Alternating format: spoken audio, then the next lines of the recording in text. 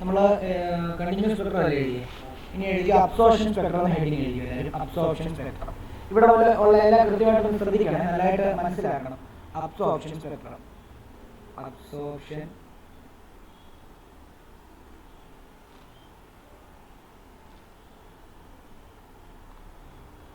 Spectrum. അപ്പം ഈ spectrum, absorption spectrum എന്താണെന്നുള്ള ആദ്യം എഴുതിക്കും. The spectrum obtained when a radiation spectrum is obtained when a radiation is passed through a sample of atom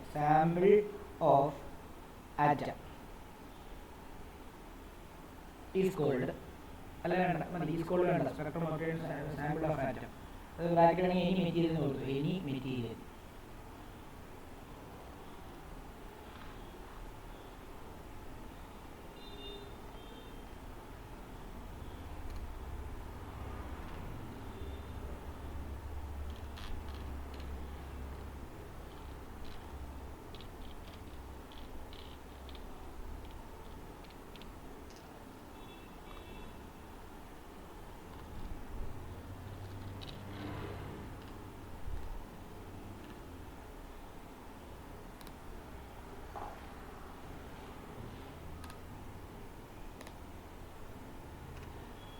okay, നമുക്ക് നോക്കാം. ഞാൻ നിങ്ങളോട് ഇന്നലെ പറഞ്ഞായിരുന്നു കണ്ടിന്യൂസ് സ്പെക്ട്രം എന്ന് പറയുന്നത്. കണ്ടിന്യൂസ് സ്പെക്ട്രം എന്ന് പറയുമ്പോൾ നിങ്ങളൊരു വൈറ്റ് ലൈറ്റ് ഒരു പ്രിസത്തിനകത്തൂടെ കടത്തി വിട്ട് കഴിഞ്ഞാൽ നിങ്ങൾ അതിനെ ഒരു സ്പെക്ട്രോമീറ്ററിനകത്തൂടെ നോക്കിക്കഴിഞ്ഞ് കഴിഞ്ഞാൽ കൃത്യം എല്ലാം എഴുതി ചേർന്നിരിക്കുന്ന സ്പെക്ട്രത്തെയാണ് കണ്ടിന്യൂസ് സ്പെക്ട്രം എന്ന് പറയുന്നത്. എന്നാൽ ഞാനിവിടെ ഒരു കണ്ടീഷൻ കാണിക്കാൻ പോകണേ. അതായത് നോക്കിയോ, നിങ്ങൾ ഈ പ്രിസത്തിനകത്തൂടെ ഈ വൈറ്റ് ലൈറ്റിനെ കടത്തി വിടുന്നതിന് മുമ്പ് നിങ്ങൾ ഇവിടെ ഒരു കണ്ടെയ്നർ വെച്ചിട്ട് അതിനകത്ത് ഞാൻ ഹൈഡ്രജൻ ആറ്റം നിറച്ചിരിക്കും, ഒരു സാമ്പിൾ ഹൈഡ്രജൻ ഗ്യാസ് നിറച്ചിരിക്കുക. അതിനകത്തൂടെ ഞാൻ എന്ത് ചെയ്യുക, ഞാൻ ഇതിനെ കടത്തി വിട്ടിട്ട് ഇതുവഴി എന്ത് ചെയ്യാൻ പോവാ, ഞാൻ പ്രിസത്തിലോട്ട് വന്ന് എന്ത് ചെയ്യാൻ പോവാ, ഇൻസിഡന്റ് ചെയ്യിക്കാൻ പോവാ.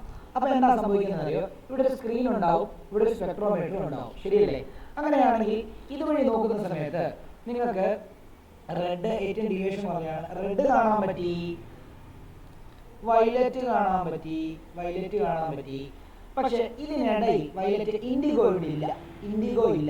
ഇൻഡിഗോ ഉള്ള ഭാഗത്ത് ഒരു ഡാർക്ക് കളർ, ഡാർക്ക്.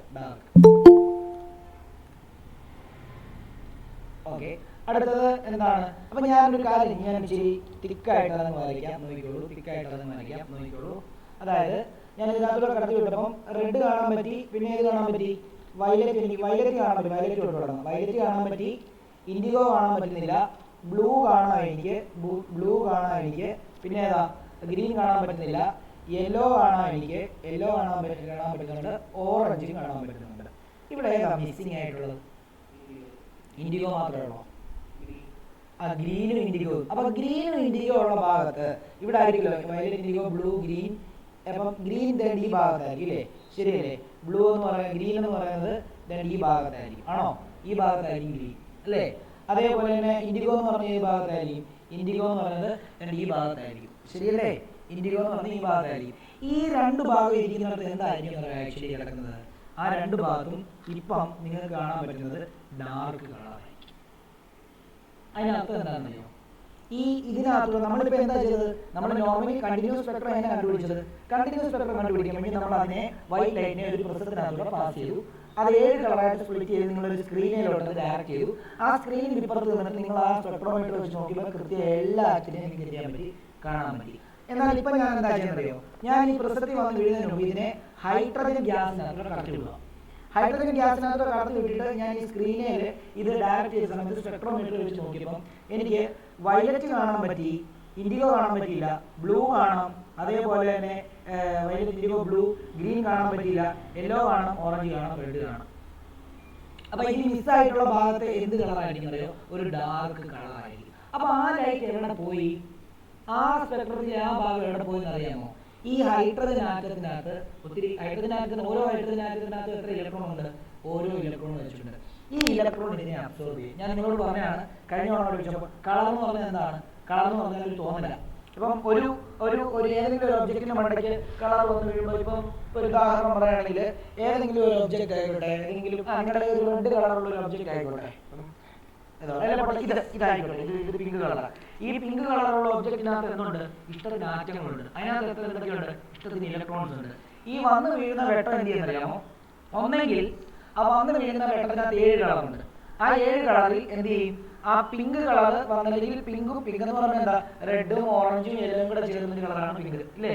അപ്പൊ ആ ഭാഗത്തുള്ള ലൈറ്റ് റേസ് ഒന്നും ഇതേ വന്ന് വീണ്ട് ഇതിനകത്ത് ഇലക്ട്രോൺ എന്ത് ചെയ്യും? അതിനെ പിങ്ക് കളറായിട്ട് റിഫ്ലക്ട് ചെയ്ത് നമ്മുടെ കണ്ണിൽ വരുന്നതുകൊണ്ടാണ് പിങ്ക് ആയിട്ട് കാണുന്നത്.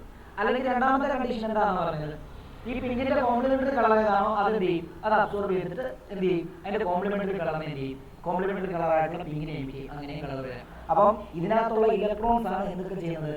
ഈ എന്താണ് കറസ്പോണ്ടിങ് ആയിട്ടുള്ള ഓരോ കളറിനെ എന്ത് ചെയ്യുന്നത്? അബ്സോർബ് ചെയ്യുന്നത്, എമിറ്റ് ചെയ്യുന്നത് ഇല്ല. ഓക്കെ ആണല്ലോ? ഇങ്ങനെ ഇലക്ട്രോൺസ് ഇപ്പം ഈ ഹൈഡ്രജന്റെ ഇലക്ട്രോൺ നമുക്കറിയാം കെ ഷെല്ല്, എൽ ഷെല്ല്. നമ്മൾ എങ്ങനെ പഠിച്ചിട്ടുള്ളത്? നമ്മൾ ഇലക്ട്രോൺസിന്റെ കേസ് പഠിച്ചില്ലേ? ഞാൻ നോട്ട് തരാം. ഇത്രയും നോട്ട് ഇത് എഴുതുക. ഇത്രയും എഴുതിയിട്ട് ഞാൻ ഈ പറഞ്ഞിട്ട് എഴുതാതെ. നമുക്കറിയാം ഇത് ന്യൂക്ലിയസ്. നമ്മൾ പഠിച്ചിരിക്കുന്നത് first shell K shell, second shell L shell, third shell M shell ആണോ? പിന്നെ എം ഷെല്ലുണ്ട്, ഇല്ലേ? അപ്പം ഇപ്പൊ ഹൈഡ്രജനെ സംബന്ധിച്ച് ഹൈഡ്രജന് ആകെ ഒറ്റ ഷെല്ലേ ഉള്ളൂ. ആ ഒറ്റ ഷെല്ല് ഒരു ഇലക്ട്രോണേ ഉള്ളൂ. ഈ ഹൈഡ്രജനകത്തൂടെ വെട്ടം കടത്തി വിടുമ്പോൾ എന്ത് ചെയ്യുന്നറിയോ? ഈ ഹൈഡ്രജനകത്തിനകത്തുള്ള ഇലക്ട്രോൺ ഈ വെട്ടത്തിനെ അബ്സോർബ് ചെയ്യും. വെട്ടത്തിനെ അബ്സോർബ് ചെയ്ത് കഴിഞ്ഞാൽ എന്തോ അബ്സോർബ് ചെയ്യുന്നത്? എനർജി അബ്സോർബ് ചെയ്യുന്നത്, ശരിയല്ലേ? കാരണം ഈ വന്ന് വീഴുന്ന ലൈറ്റ് റേസിന് ഒരു ഫ്രീക്വൻസി ഉണ്ട്. ഫ്രീക്വൻസി ഉണ്ടെങ്കിൽ അതിനൊരു എനർജി ഉണ്ട്. അപ്പൊ എനർജി അബ്സോർബ് ചെയ്ത് കഴിഞ്ഞാൽ ഇപ്പം ഈ ഇലക്ട്രോൺ ഇവിടെ കറങ്ങാൻ വേണ്ടി അതിനാവശ്യമായിട്ടുള്ള ഒരു എനർജി ഉണ്ട്. അതുകൊണ്ടാണ് ഇവിടെ കറങ്ങുന്നത്. എന്നാൽ ഇപ്പൊ ഇതുകൂടെ അബ്സോർബ് ചെയ്തപ്പോൾ അതിന് എനർജി കൂടിയോ കുറഞ്ഞോ? എടാ ഞാനൊരു കാര്യം പറയാം. ഇപ്പൊ ഒരു ഉദാഹരണം, ഈ ഇലക്ട്രോൺ ഇവിടെ കറങ്ങാൻ 100 ജൂൾ എനർജി വേണം. അല്ലെങ്കിൽ ഉണ്ട് ഇലക്ട്രോൺ. ലൈറ്റർ വന്ന് ഇതിലോട്ട് വീണു. എന്ത് ചെയ്യും? ആ ലൈറ്ററുടെ എനർജി കൂടെ അബ്സോർബ് ചെയ്തിട്ട് ഒരു 150 ജൂളായിട്ട് മാറും, ആണോ? അപ്പം ഇനി ഇപ്പൊ ഇവിടെ നിങ്ങൾക്ക് കറങ്ങാൻ പറ്റുമോ? ഈ ഷെല്ലിൽ പെർമിറ്റഡ് ആയിട്ടുള്ളത് 100 ജൂൾ എനർജി മാത്രമേ ഉള്ളൂ. അപ്പൊ ഈ ഇലക്ട്രോൺ എന്ത് ചെയ്യുന്നോ? ഈ ഇലക്ട്രോൺ ഇതിന് തൊട്ട് മുകളിലത്തെ ഏതെങ്കിലും ഒരു ഷെല്ലിലേക്ക് ചാടും. അതിനെ എക്സൈറ്റ് ചെയ്യാന്ന് പറയുന്നത്.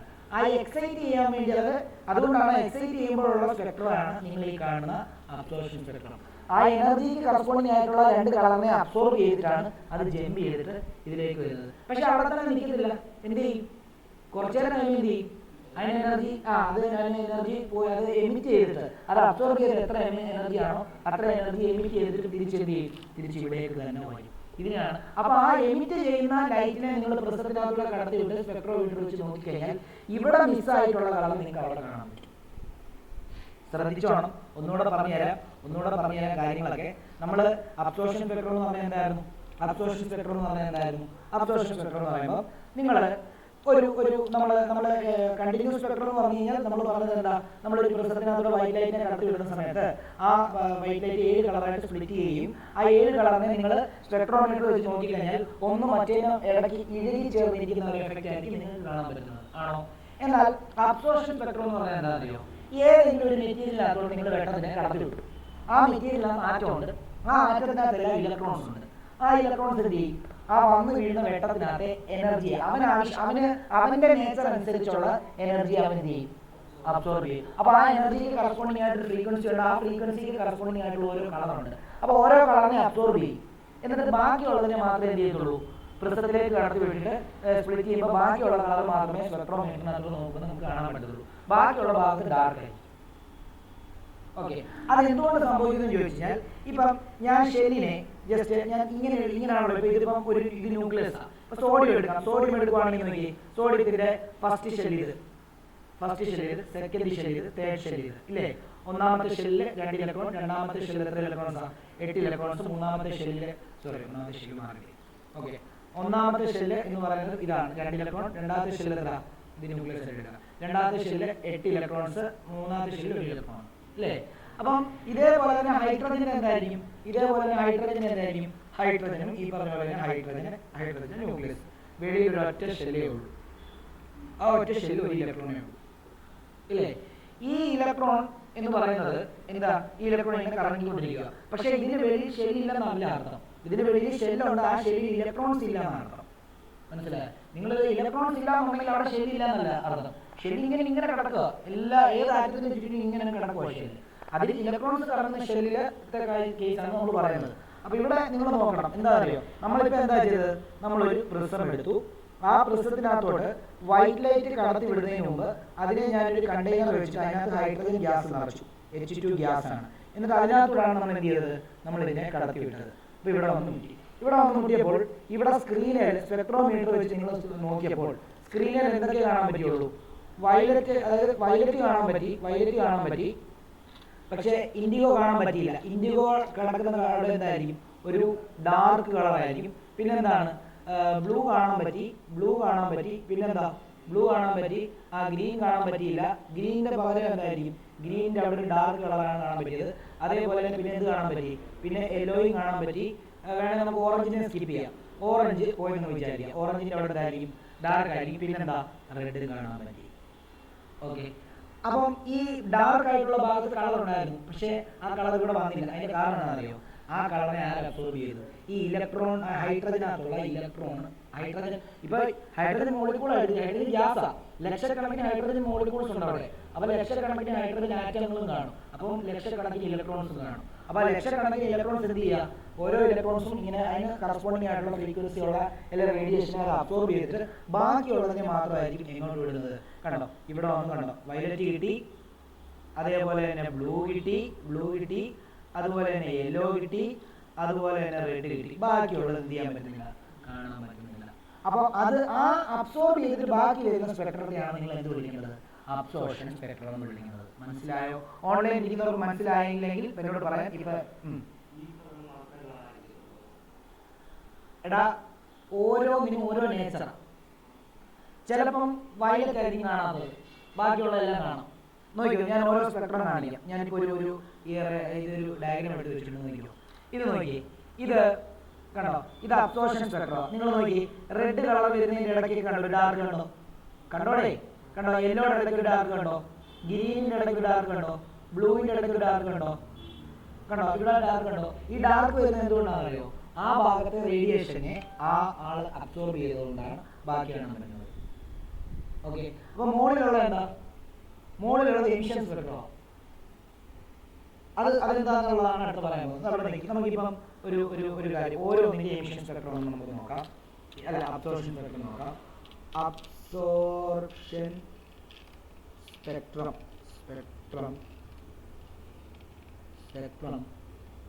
Of hydrogen.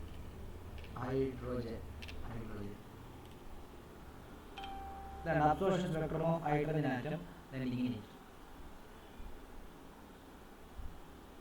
കണ്ട, ഹൈഡ്രജനകത്തൂടെ നിങ്ങൾ ഒരു ഇത് കടത്തി വിട്ട് കഴിഞ്ഞാൽ, എന്താ, ലൈറ്റിനെ കടത്തി വിട്ട് കഴിഞ്ഞാൽ ഹൈഡ്രജൻ ആറ്റത്തിനകത്തുള്ള ഇലക്ട്രോണുകൾ ഈ ഭാഗത്തുള്ളതും ഈ ഭാഗത്തുള്ള കളറുകളുള്ള ഫ്രീക്വൻസിനെ എന്ത് ചെയ്യും, അത് അബ്സോർബ് ചെയ്യും. എന്നാൽ ഇതായിരിക്കത്തില്ല അടുത്തത്. ഹൈഡ്രജൻ ആറ്റം നമുക്ക് വേണമെങ്കിൽ സോഡിയം ആറ്റം നോക്കാം. സോഡിയം ആറ്റം നോക്കാം. നോക്കിയോ, സോഡിയം ആറ്റത്തിനെ നോക്കിക്കഴിഞ്ഞാൽ നമുക്ക് ഇങ്ങനെ ആയിരിക്കും ഇരിക്കുന്നത്. നോക്കിയോ, കണ്ടോ, സോഡിയം ആറ്റത്തിന് കണ്ടോ, ഈ ബ്ലൂ കളറിലാണ് കുറേ അബ്സോർപ്ഷൻ നടക്കുന്നത്. എന്താണ്, യെല്ലോ കളറിൽ കുറച്ച് അബ്സോർപ്ഷൻ നടക്കുന്നുള്ളൂ. കണ്ടോ, ബാക്കിയുള്ള അബ്സോർപ്ഷൻ ഒന്നും ഇല്ല. ഇതാണോ ഹൈഡ്രജന്റെ? കണ്ടോ, ഹൈഡ്രജന്റെ ഇതിന്റെ ഒന്നാണോ?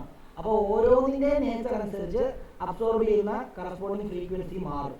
അതിനനുസരിച്ചുള്ള ഇതായിരിക്കും സ്ക്രീൻ കാണുന്നത്. ഇത് സ്പെക്ട്രോമീറ്ററിനകത്തോടെ കാണുമ്പോൾ ഉള്ള വ്യൂ ആണ്. ഇങ്ങനെ ആയിരിക്കും സ്പെക്ട്രോമീറ്ററിനകത്തോടെ കാണുമ്പോൾ. മനസ്സിലാകുന്നുണ്ടോ? ഐഡിയ കിട്ടിയോ? ഓൺലൈൻ ഇരിക്കുന്നവർക്ക് ഐഡിയ കിട്ടിയോ? ഒന്ന് പറഞ്ഞേ. ഓൺലൈൻ ഇരിക്കുന്നവർക്ക് നമ്മുടെ ജ്യോതിസ്, അലൻ, അനഘ, അനുഷ്ക, ക്രിസിൻ, ജോഷുവ, പാർവണ, സൂര്യഗായത്രി. മനസ്സിലായി സാർ. ഓക്കെ, സ്കൂളിൽ ഇത്രയും ഡീറ്റെയിൽ ആയിട്ടൊന്നും പറഞ്ഞു തരത്തില്ല കേട്ടോ. ഇത് കൃത്യമായിട്ട് മനസ്സിലാക്കിയാൽ നിങ്ങൾക്കുള്ള, എനിക്കൊരു ആഗ്രഹമുണ്ട്, നിങ്ങൾക്ക് ഇച്ചിരി ഈ പുസ്തകപ്പുഴുക്കളാകരുതെന്ന് ആഗ്രഹമുണ്ട്, അതുകൊണ്ട് ഞാൻ പഠിക്കുന്നതാണ്. പിന്നെ ബോർ മോഡലിൽ ഈ കാര്യം മനസ്സിലാക്കിയാൽ മാത്രമേ ബോർ മോഡൽ നിങ്ങൾക്ക് മനസ്സിലാകത്തുള്ളൂ ക്ലിയർ ആയിട്ട്, അല്ലെങ്കിൽ നിങ്ങൾക്ക് ബൈ ഹാർട്ട് ചെയ്യേണ്ടി വരും. ഓക്കെ, അടുത്ത വർഷം ഇതിന്റെ ടോപ്പ് ആയിട്ടുള്ള കുറേ ചാപ്റ്ററുകൾ വരുന്നുണ്ട്, ഇതിന്റെ ബാക്കിയായിട്ട് ഒരു ചാപ്റ്റർ. അപ്പോൾ അവിടെ നിങ്ങൾ സ്ട്രഗിൾ ചെയ്യും. അപ്പോൾ അതുകൊണ്ട് കൃത്യമായിട്ട് മനസ്സിലാക്കാം. ഓക്കെ, അപ്പം ഇനി നമുക്ക് അബ്സോർപ്ഷൻ സ്പെക്ട്രത്തിന്റെ പാഠം ജസ്റ്റ് റഫായിട്ട് നിങ്ങൾ ഇങ്ങനെ ഒന്ന് വരയ്ക്കാം. അബ്സോർപ്ഷൻ സ്പെക്ട്രത്തിന്റെ. അപ്പം എന്നിട്ട് ഇവിടെ ഒരു ഡോട്ട് ഇട്ടിട്ട് നിങ്ങൾക്ക് എഴുതാം. ഇവിടെ ഒരു ഡോട്ട് ഇട്ടിട്ട് നിങ്ങൾ ഇതിൻ്റെ സൈഡിലോട്ട്, ഈ പടത്തിൻ്റെ സൈഡിലോട്ട് ഡോട്ട് ഇട്ടിട്ട് എഴുതാം. അപ്പോൾ നിങ്ങൾ വരയ്ക്കുന്നത് വരച്ചാൽ മതി. ഞാൻ പറയുന്ന പോലെ മിസ്സായിട്ടുള്ളത് എന്താ, ഇങ്ങനെ വരച്ചാൽ മതി. എന്തുവാ, വയലറ്റ് ഉണ്ട്, അതേപോലെ എന്തുണ്ട്, വയലറ്റ് ഉണ്ട്, ബ്ലൂ ഉണ്ട്, യെല്ലോ ഉണ്ട്, റെഡ് ഉണ്ട്, ബാക്കി കളറില്ല. അപ്പോൾ അത് മാത്രം BBYR മാത്രം കൊടുത്താൽ മതി. ജസ്റ്റ് 4 കളർ മാത്രം കൊടുത്താൽ മതി. ബാക്കി 3 കളർ 4 കളർ മാത്രം കൊടുത്താൽ മതി, മനസ്സിലാക്കാൻ വേണ്ടി.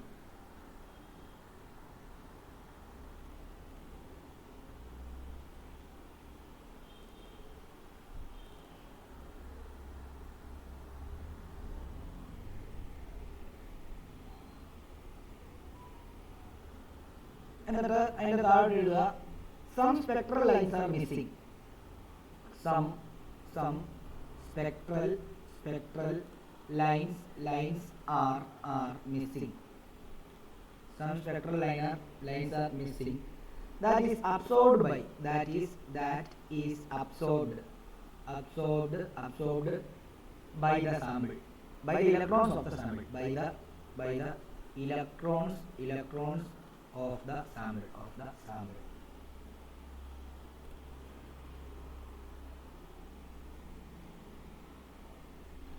അടുത്തതിലോട്ട് എഴുതുക missing lines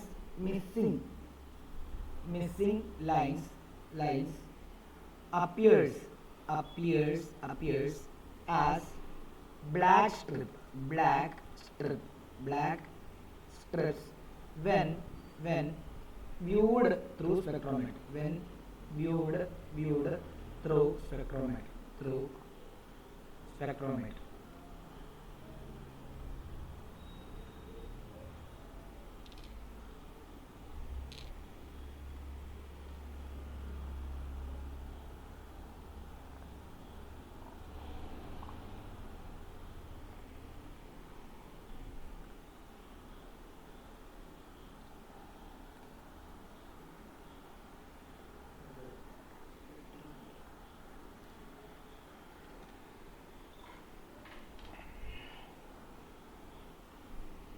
ഓക്കെ ആണല്ലോ. ഇനി നമുക്ക് എമിഷൻ സ്പെക്ട്രം അറിയാം. ഓക്കെ, എമിഷൻ സ്പെക്ട്രം നോക്കിയോ. എമിഷൻ സ്പെക്ട്രം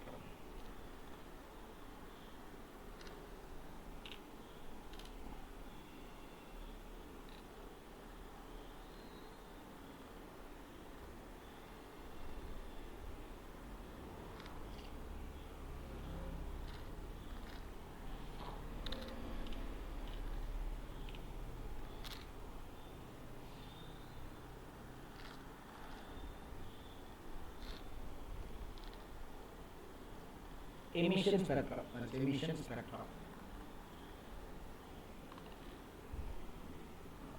Heading എഴുതുക. എന്നിട്ട് എഴുതുക it consists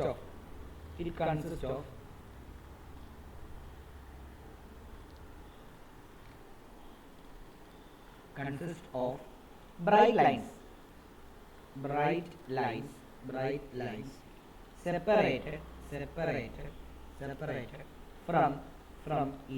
separated from each other by dark spaces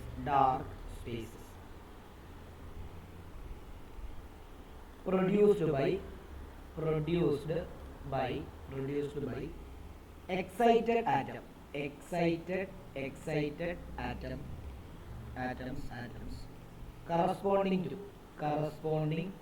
corresponding to specific wavelength.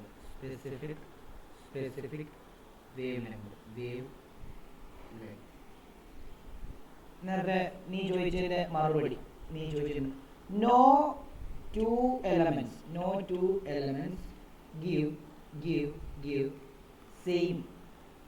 same pattern of spectral lines. മനസ്സിലായോ? ഇനി എമിഷൻ സ്പെക്ട്രത്തിന്റെ കാര്യങ്ങൾ കുറച്ചുകൂടി ഡീറ്റെയിൽ ആയിട്ട് മനസ്സിലാക്കാൻ ഞാനൊരു റഫായിട്ടൊരു സംഭവം നിങ്ങൾ എന്താ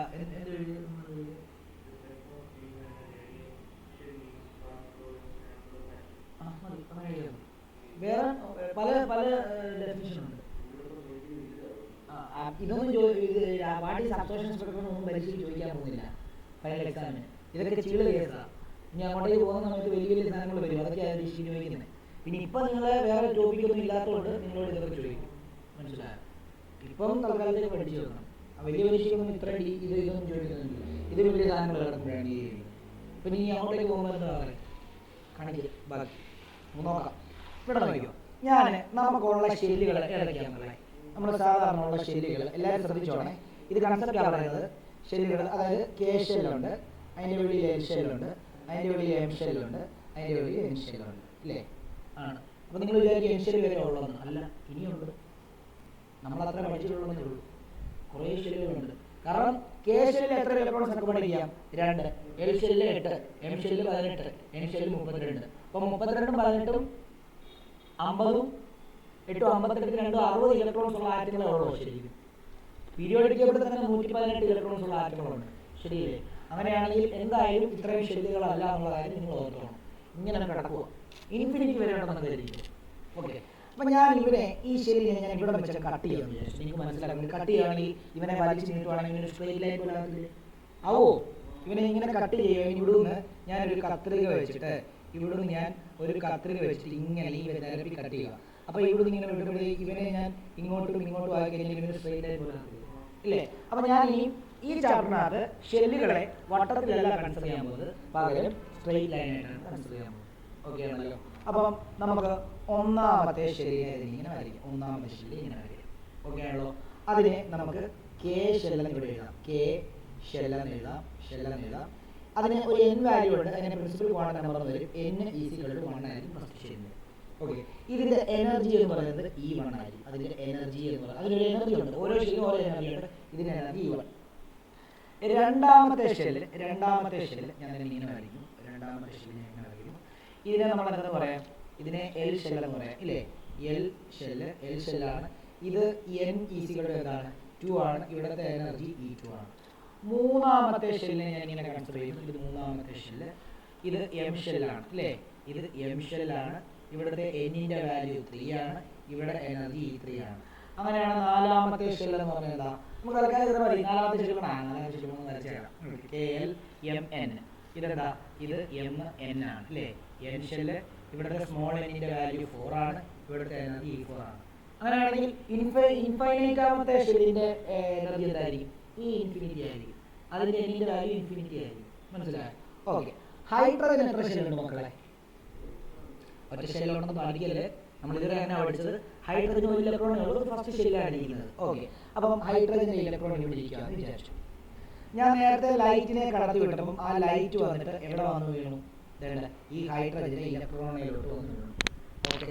അപ്പം ഇലക്ട്രോണിലോട്ട് വന്നു വീണ് കഴിഞ്ഞാൽ പിന്നെ ഈ ഇലക്ട്രോൺ എന്ത് ചെയ്യും? കുറച്ച് റേഡിയേഷൻ എന്ത് ചെയ്യും? അബ്സോർബ് ചെയ്യുമോ? അബ്സോർബ് ചെയ്യും, അല്ലേ? അങ്ങനെ കുറച്ച് ഇതിൻ്റെ ഇത് E=hν എന്ന് പറയുന്ന എനർജിയാണ് വന്ന് വീണത് വെട്ടത്തിൻ്റെ, അല്ലേ? അപ്പോൾ അങ്ങനെയാണെങ്കിൽ അബ്സോർബ് ചെയ്തിട്ട് ബാക്കിയുള്ളതല്ലേ നമ്മൾ പ്രിസത്തിനകത്തൂടെ നോക്കുന്ന സമയത്ത് നമുക്ക് അവിടെ എന്തേ കാണാൻ പറ്റുള്ളൂ? നമുക്ക് എന്തേ കാണാൻ പറ്റുള്ളൂ? വയലറ്റ് കാണാൻ പറ്റി, ബ്ലൂ കാണാൻ പറ്റി, പിന്നെന്താ? ബ്ലൂ കാണാൻ പറ്റി, പിന്നെ യെല്ലോ കാണാൻ പറ്റി, പിന്നെ ആരെ കാണാൻ പറ്റി? പിന്നെ റെഡിനെ കാണാൻ പറ്റി. ആണോ? ഇത്ര കാണാൻ പറ്റുള്ളൂ, ശരിയല്ലേ? ആണോടാ? ആണ്. അതായത് 4 ആൾക്കാരെ മാത്രമേ നമുക്ക് എന്ത് ചെയ്യാൻ പറ്റുള്ളൂ? ഇവിടെ കാണാൻ പറ്റുള്ളൂ. അതിനർത്ഥം എന്താ? ആ ബാക്കിയുള്ള റേഡിയേഷൻ കറസ്പോണ്ടിങ് ആയിട്ടുള്ള എനർജിനെ ആരെ അബ്സോർബ് ചെയ്തു? ഹൈഡ്രജൻ ഈ ഇലക്ട്രോൺ അബ്സോർബ് ചെയ്തു. ഓക്കെ. അപ്പം ഇപ്പം ഈ ഇലക്ട്രോൺസിന്റെ എനർജി ഓൾറെഡി ഷെല്ലിൽ ഇരിക്കുമ്പോൾ E1 എനർജി ആയിരുന്നു ഇലക്ട്രോണിന്റെ. ഇപ്പം വെളിയിൽ കൂടെ വീണ്ടും എനർജി കിട്ടിയെങ്കിൽ ഈ ഇലക്ട്രോൺസ് എന്ത് ചെയ്യുന്നറിയാം? ഈ ഇലക്ട്രോൺ എക്സൈറ്റ് ചെയ്തിലക്ട്രോണിനെ അവിടെ നിൽക്കാൻ പറ്റില്ല. അതായത് നിങ്ങൾക്ക് CBSE മാർക്ക് വന്നു, നിങ്ങൾക്ക് ഉദ്ദേശിച്ചതിൽ കൂടുതൽ മാർക്ക് നിങ്ങൾക്ക് കിട്ടിയെങ്കിൽ 2 ദിവസം നിങ്ങൾ എയറിലായി, ഇല്ലേ? ഒരു എക്സൈറ്റ്മെന്റ് ആയിരിക്കും, ശരിയല്ലേ? അപ്പോൾ നിങ്ങൾ താഴോട്ടൊന്നും ഇറങ്ങി വരത്തില്ല. നിങ്ങളങ്ങ് മണ്ടൊക്കെ ആൾ വലിയ ആൾ നേടി വിട്ടാൽ പ്ലസ് വണ്ണിലോട്ട് വന്നിട്ട് ഫസ്റ്റ് പരീക്ഷയ്ക്ക് പൊട്ടുമ്പോൾ അതെല്ലാം തീർന്നു പോകും, ശരിയല്ലേ? ഇപ്പോൾ ഫീൽ ചെയ്യുന്നുണ്ടല്ലോ? ഉണ്ട്. അതാണ്. ഓക്കെ. അപ്പോൾ നമ്മൾ ഈ പറഞ്ഞ പോലെ തന്നെ നമ്മൾ നമുക്ക് നല്ലൊരു നമ്മൾ എക്സൈറ്റഡ് ആവും. അതേപോലെ ഇവിടെ എനർജി കിട്ടുമ്പോൾ എന്ത് ചെയ്യും? നമ്മൾ എക്സൈറ്റഡ് ആകുമ്പോൾ ഈ ഇലക്ട്രോൺ എന്ത് ചെയ്യുന്നറിയോ? എത്ര എനർജി? ഇപ്പം ഇതിന് E1ന്റെ എനർജി എന്ന് പറയുമ്പോൾ 100 ജൂളാണെന്ന് വിചാരിച്ചു. ഇപ്പം ഈ വന്ന എനർജി 50 ജൂൾ എനർജിയാണ് അബ്സോർബ് ചെയ്തത്. തൊട്ടടുത്തതിൻ്റെ 150 ജൂൾ എനർജി, തൊട്ടടുത്തതിൻ്റെ 200 ജൂള്, തൊട്ടടുത്തതിന്റെ 250 ജൂളാന്ന് വിചാരിച്ചു. ഓക്കെ, അപ്പം ഇത് എഴുതാനുള്ളതാണോ? എടേ ഞാൻ പറഞ്ഞുതരാം എന്താണെന്നുള്ളത് നിങ്ങൾക്ക് മനസ്സിലാക്കാൻ വേണ്ടി കൺസെപ്റ്റാ പറയുന്നത്. അത് കഴിഞ്ഞിട്ട് ഞാൻ പറയാം, എഴുതാനുള്ള കാര്യം ഞാൻ പറഞ്ഞുതരാം, ഇത് മനസ്സിലാക്കുക. ഓക്കെ, അപ്പം ഇതെന്ത് ചെയ്യുന്നറിയാമോ? ഇപ്പം ഈ ഇലക്ട്രോൺ എനർജി എത്ര ഉണ്ട്? 100 ഓൾറെഡി ഉണ്ട്. ഈ 50 കിട്ടിയപ്പോൾ എത്രയായി? 150 ആയി അല്ലേ? പോട്ടെ, ഒരു 100 ഇട്ടേക്കാം, വരുന്നതിന് 100 ഇട്ടേക്കാം. അപ്പോൾ എത്ര ആയിപ്പം? 200. 200 ആണെങ്കിൽ ഈ ഇലക്ട്രോൺ ഇവിടെ നിൽക്കാൻ പറ്റുമോ? ഇല്ല. ഈ ഇലക്ട്രോൺ ചാടിയിട്ട് നേരെ എന്ത് ചെയ്യുന്നറിയാമോ? ഈ ഇലക്ട്രോൺ നേരെ തേടിപ്പെടും. 200-ലുള്ള ഇതിപ്പോൾ ഇവിടെ ഇരിക്കും കുറച്ച് നേരം. ഓക്കെ, പക്ഷേ ഈ പറഞ്ഞ പോലെ തന്നെ നിങ്ങൾ എക്സൈറ്റ് ചെയ്തിട്ട് ഇപ്പം എയറില്ല, മണ്ടയ്ക്ക് നിൽക്കുവാ. 2-3 ദിവസം കഴിയുമ്പോൾ എന്ത് ചെയ്യും? കാരണം നിങ്ങൾക്ക് താഴോട്ട് വന്നേ പറ്റത്തുള്ളൂ. പിന്നെ അതെല്ലാം പോയി അല്ലേ? പിന്നെ അഡ്മിഷൻ്റെ തിരക്ക്, ടെൻഷന്, നിങ്ങളുടെ മാർക്ക് പോരാതെ വരും അഡ്മിഷന്. കാരണം കേരളക്കാർക്കെല്ലാം ഭയങ്കര മാർക്കാണ്. അപ്പോൾ കേരളക്ക് അഡ്മിഷൻ കൊടുത്താൽ നമുക്ക് കിട്ടത്തുള്ളൂ, നമ്മൾ ടെൻഷനാവും. അപ്പോൾ നമ്മുടെ അഹങ്കാരം എല്ലാം പറയും. ഇനി അഹങ്കാരം കുറഞ്ഞില്ല, CBSE ചേർന്നെങ്കിൽ ഫസ്റ്റ് പരീക്ഷ എഴുതുമ്പോഴത്തേക്കും അതിന് കുറച്ച് മാർക്ക് പൊട്ടുമ്പോഴത്തേക്കും എന്ത് ചെയ്യും? നമ്മുടെ അഹങ്കാരം എല്ലാം പോകും. മനസ്സിലായോ? അപ്പോൾ നമ്മൾ വീണ്ടും എന്ത് ചെയ്യും? തിരിച്ച് ഇവിടെ തന്നെ വരും, തിരിച്ച് ഇവിടെ തന്നെ വരും. പക്ഷേ ഒരു പ്രശ്നമുണ്ട്. തിരിച്ച് ഇവിടെ വരുമ്പം ഇത് അബ്സോർബ് ചെയ്ത എനർജി എന്ത് ചെയ്യണം? എമിറ്റ് ചെയ്യണം. എമിറ്റ് ചെയ്യണം. അപ്പോൾ ഇവിടെ നിന്ന് എന്തോ ഒരു സാധനം ഇങ്ങനെ എമിറ്റ് ചെയ്യും അല്ലേ? എമിറ്റ് ചെയ്യുന്ന ലൈറ്റിനെ നിങ്ങളൊരു പ്രസവത്തിനകത്തൂടെ കടത്തി വിട്ടിട്ട് നിങ്ങളുടെ ഇവിടെ ഒരു സ്പെക്ട്രോമീറ്റർ വെച്ച് നിങ്ങൾ വാച്ച് ചെയ്ത് കഴിഞ്ഞാൽ താഴെ നിങ്ങൾ മിസ്സാക്കിയ ലൈറ്റ് ഏതൊക്കെയാണ്? ഇൻഡിഗോയ്, അതേപോലെ തന്നെ ഗ്രീന്, പിന്നെ ബാക്കി എന്താ? ഓറഞ്ച്. ഇത് കാണാൻ പറ്റും. ബാക്കിയുള്ള എല്ലാം എന്തായിരിക്കും? ബാക്കിയുള്ള എല്ലാം ഡാർക്ക്. മനസ്സിലായോ? അതായത് ഇവിടെ ഇത് വയലറ്റ് അല്ലാത്ത ബാക്കിയുള്ള എല്ലാം ഡാർക്ക് ആയിരിക്കും അല്ലേ? ഇത് അബ്സോർപ്ഷൻ സ്പെക്ട്രം. അബ്സോർബ് ചെയ്തിട്ട് എന്തൊക്കെയാണ് അബ്സോർബ് ചെയ്തത്? ഈ 3 കളർ അബ്സോർബ് ചെയ്തതുകൊണ്ടായിരുന്നു മുകളിലോട്ട് പോയത്. അപ്പം ആ 3 കളറിന് ഒരു എനർജി ഉണ്ട്. ആ എനർജി വെച്ചിട്ടാണ് ഇപ്പോൾ അവിടെ നിൽക്കുന്നത്. അതിനെ എമിറ്റ് ചെയ്ത് കളഞ്ഞാൽ എന്ത് ചെയ്യത്തുള്ളൂ? തിരിച്ചു വരുത്തുള്ളൂ. അപ്പോൾ കുറച്ച് നേരം കഴിഞ്ഞിട്ട് എന്ത് ചെയ്യും? അവൻ തിരിച്ച് ഗ്രൗണ്ട് സ്റ്റേറ്റ്, ഈ ഏറ്റവും താഴത്തെ സ്റ്റേറ്റിനെ ഗ്രൗണ്ട് സ്റ്റേറ്റ് എന്നും ഇപ്പോൾ അവൻ പോയ സ്റ്റേറ്റിനെ എക്സൈറ്റഡ് സ്റ്റേറ്റ് എന്നുമാണ് പറയുന്നത്. അപ്പം ഏതൊരു എക്സൈറ്റഡ് സ്റ്റേറ്റ്, താഴെ ഗ്രൗണ്ട് സ്റ്റേറ്റ്. മനസ്സിലായോ? അപ്പം അതും വേണമെങ്കിൽ നമുക്ക് സൈഡിലോട്ട് വന്ന് ഇത് ഗ്രൗണ്ട് സ്റ്റേറ്റ്, ഇത് ഗ്രൗണ്ട് സ്റ്റേറ്റ്. ഇതിപ്പോൾ പോയിരിക്കുന്നത് ഇത് എക്സൈറ്റഡ് സ്റ്റേറ്റ്. ഓക്കെ, അപ്പോൾ അബ്സോർപ്ഷൻ സ്പെക്ട്രം, എമിഷൻ സ്പെക്ട്രം നീ മറക്കൂടെ? ഓക്കെ ആണല്ലോ, സെറ്റ് ആണല്ലോ? ഓൺലൈൻ പാർവണയ്ക്കൊക്കെ ക്ലിയർ ആയിട്ട് മനസ്സിലായോ? പറഞ്ഞേ പാർവണ, അനുഷ്ക. മനസ്സിലായി സർ. മനസ്സിലായി. മനസ്സിലായി സർ.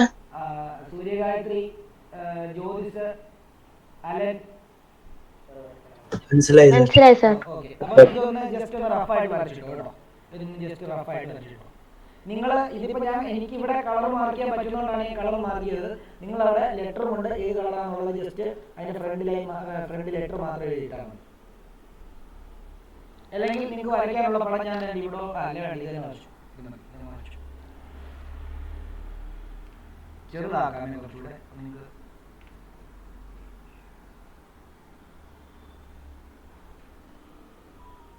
പരീക്ഷയ്ക്ക് ഇത് വരയ്ക്കാനൊന്നുമില്ല, ഇത് നിങ്ങൾക്ക് മനസ്സിലാക്കിയിടാൻ കേട്ടോ, മനസ്സിലാക്കാൻ വേണ്ടി വരയ്ക്കാൻ പറഞ്ഞത്.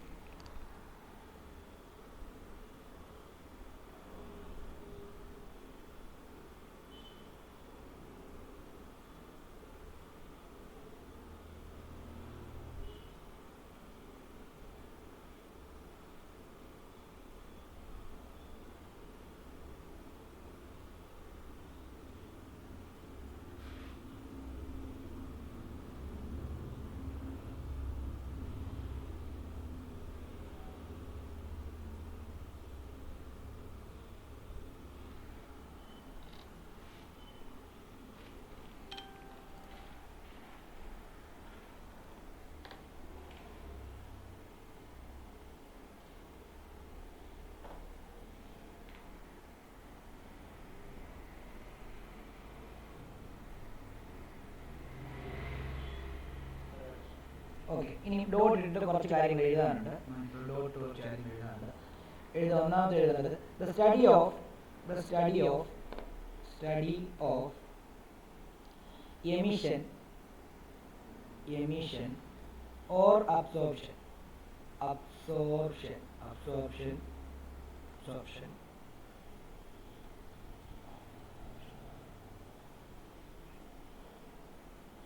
the study of emission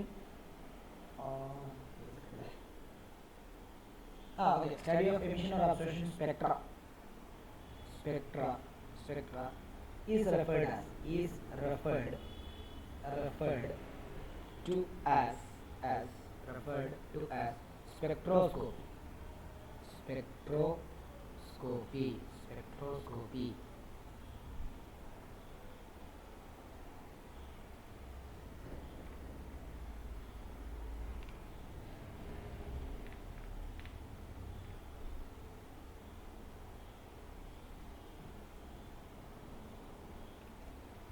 When electromagnetic radiation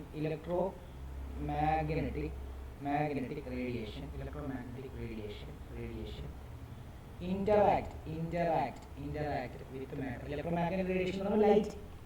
Electromagnetic radiation interact with matter, atoms, etc.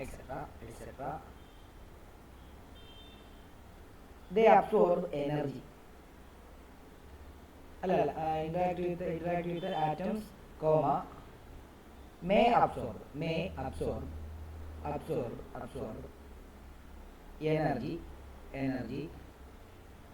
and reach to a higher energy unstable state. നിങ്ങൾ അവിടെ പോയിട്ട് ചുമ്മാ ഇങ്ങനെ ഇരിക്കുവാണോ? നിങ്ങൾ ഏത് നിൽക്കുമ്പോൾ നിങ്ങളിങ്ങനെ സുഖമായിട്ടാണ് ഇരിക്കുന്നത് അല്ല? നിങ്ങളിങ്ങനെ ഇങ്ങനെ തത്തിക്കളിച്ച് ഇങ്ങനെ നിൽക്കുമോ അല്ലേ? മൈൻഡൊക്കെ ഇങ്ങനെ ഒരു ശരിയല്ലേ? അത് കഴിഞ്ഞിട്ട് എന്ത് ചെയ്ത് അത് സ്റ്റേബിളല്ല, അൺസ്റ്റേബിളാണ്. മനസ്സിലായി? സ്റ്റേബിൾ പറഞ്ഞാൽ എന്ത് ചെയ്യണം? തിരിച്ച് ഭൂമിയിൽ തന്നെ നിൽക്കണം, എന്നാലേ സ്റ്റേബിൾ ആകത്തുള്ളൂ അല്ലേ?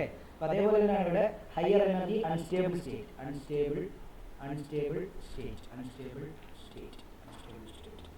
To attain stability,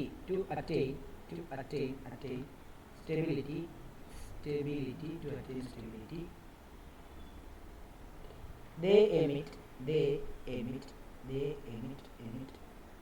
radiation. They emit radiation in the form of spectra. Such a spectrum is called atomic spectrum. Such a spectrum is called atomic spectrum.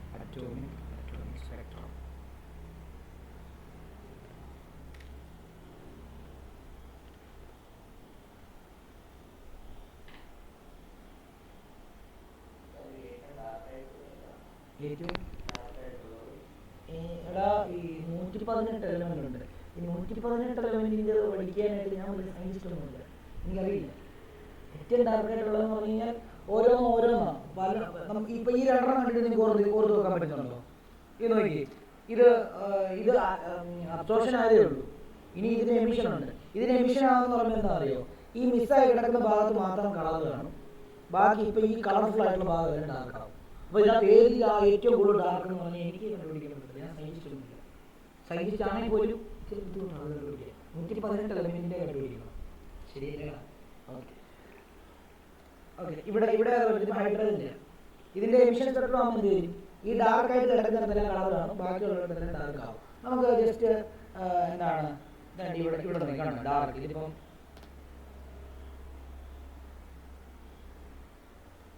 ഇത് നോക്കിയോ, ഇതുണ്ടോ സോഡിയത്തിന്റെ അബ്സോർപ്ഷൻ സ്പെക്ട്രം ആയത്. സോഡിയത്തിന്റെ എമിഷൻ കണ്ടോ? ഇവിടെ ഡാർക്ക് ആയി കിടക്കുന്ന absorption, ഇവിടെ dark ആയി കിടക്കുമ്പോൾ അവിടെ തോന്നുന്നു ഇപ്പുറത്ത് ലൈറ്റ് വന്നു. കണ്ടോ? ഇവിടെ കണ്ടോ? ഇവിടെ ഡാർക്കാ, അപ്പോൾ എമിറ്റ് ചെയ്തപ്പോൾ അവിടെ ലൈറ്റ് കണ്ടോ? അവിടെ മിസ്സായി കിടക്കുന്ന കളർ ഇവിടെ നമുക്ക് കാണാൻ പറ്റും. മനസ്സിലായത്? ഇവിടെ ഓരോ നൈട്രജൻ നോക്ക്. ഇപ്പൊ ഇതിനകത്ത് നോക്കി, ഇതിനകത്ത് എമിഷൻ എല്ലാം ഡാർക്കാ, എന്നിട്ട് ഇവിടെ ഡാർക്ക്, ഇതിനകത്ത് ഏത് ഡാർക്ക് കൂടുതലൊന്നും എനിക്ക് കണ്ടുപിടിക്കാറില്ല. മനസ്സിലായതാ? നമ്മളെ കൊണ്ട് പറ്റുന്ന കാര്യം മാത്രം ചെയ്യുക. നമ്മൾ ചെയ്യാൻ നമ്മളെ കൊണ്ട് പഠിക്കാനുള്ള സാധനം മാത്രം എന്ത് ചെയ്യുക, പഠിക്കുക. മനസ്സിലായോ? സംശയം ഇതെങ്ങനെ കണ്ടുപിടിച്ചതെന്നൊക്കെ സംശയം കാണും. അത് നമുക്ക് പഠിക്കേണ്ട ആവശ്യമില്ലല്ലോ. കുഞ്ഞിത്തലല്ലേ നമ്മുടെ, കുഞ്ഞിത്തലക്കനുസരിച്ചുള്ള ആരെയും കുഞ്ഞിത്തലയ്ക്കാതെ നോക്കാം. ഓക്കെ, എന്ന് പറഞ്ഞാൽ ഡൗട്ടൊന്നും ചോദിക്കാതിരിക്കും, ഡൗട്ട് ചോദിച്ചാൽ. ഓക്കെ ആണല്ലോ? നിങ്ങൾക്ക് മനസ്സിലായി. ഓക്സിജൻ നോക്കി, ഓക്സിജൻ്റെ അബ്സോർപ്ഷൻ എന്ന് പറയുന്നത് ഈ ഭാഗത്തും ഒക്കെ ഉള്ളൂ മിസ്സിങ്. ആ മിസ്സായത് നോക്കി ഇവിടെ കൊണ്ട് ബാക്കി ഇത്രയും ഭാഗമുണ്ടോ നമുക്ക്. എനിക്ക് തോന്നുന്നു ഇതിൽ ഇപ്പോൾ ഏറ്റവും കൂടുതൽ ഹൈഡ്രജൻ ആണെന്ന് തോന്നുന്നു. എന്താണ് ഏറ്റവും കൂടുതൽ എന്താണ് എമിഷൻ ലൈൻസ് കുറവുള്ളത് ഹൈഡ്രജൻ ആണെന്ന് തോന്നുന്നു. ഇതിപ്പോൾ കഴിയും. Okay,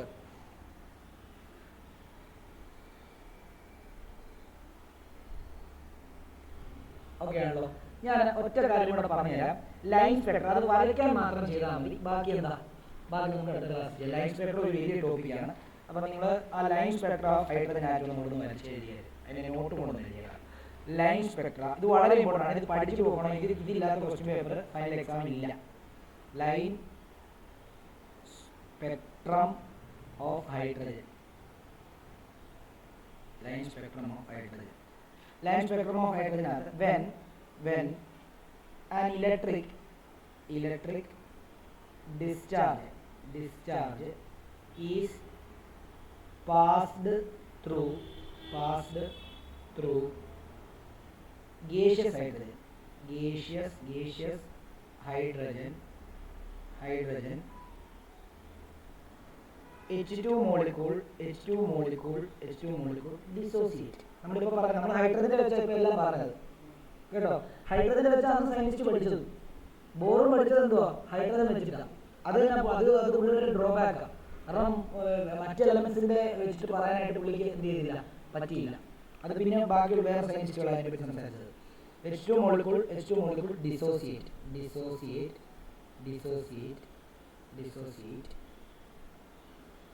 and the energetically excited hydrogen atoms produced emit electromagnetic radiation of discrete frequencies. ഒരു ലൈൻ വിട്ടിട്ട് എഴുതുക. The hydrogen spectrum consists of hydrogen spectrum consists of several series of lines named after their discoverers.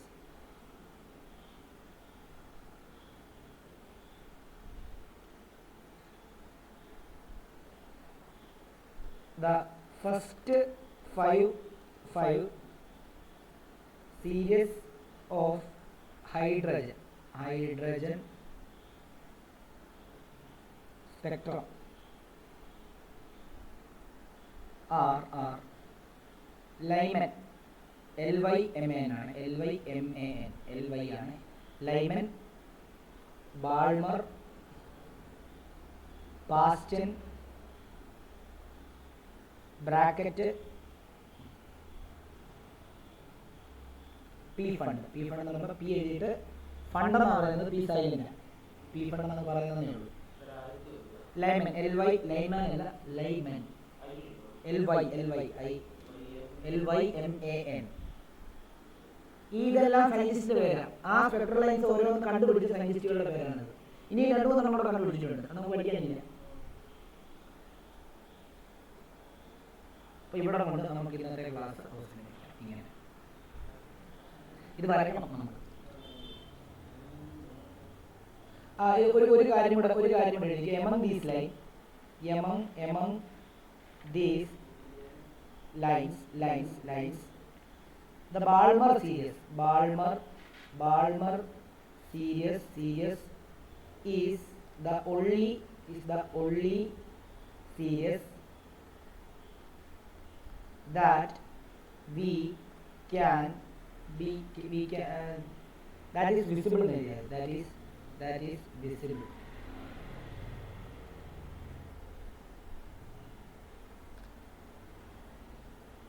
ബ്രാക്കറ്റിൽ since it lies in the visible region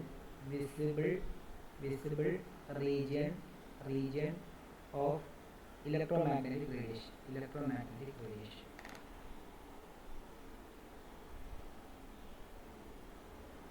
എന്നാൽ ഇങ്ങനെ നിർത്തിയേക്കാം. ഇതിന് ഏറ്റവും മേലെ എഴുതിപ്പിച്ച് ഒന്ന് കാണിക്കോ? 2 ലൈൻ മിസ്സാക്കിയത്. കണ്ടോ? ആ ഓക്കെ.